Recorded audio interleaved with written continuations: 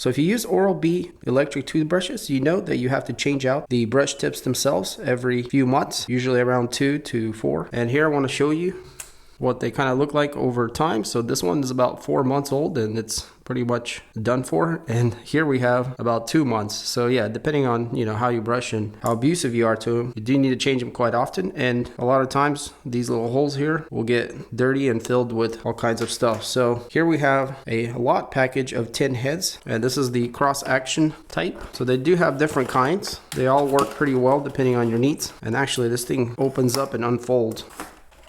And unfortunately they kind of fell out of their place, but they're stuck to a little calendar here behind them, which lets you mark when it's time to replace. So this could be pretty good organizing, so you can remember to change the brushes according to the day, and they're all individually packed, and they also have a little ring inside, color code.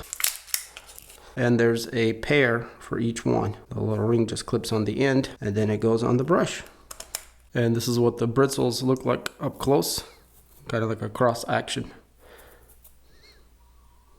Yeah, and that's the Oral-B 10-piece kit.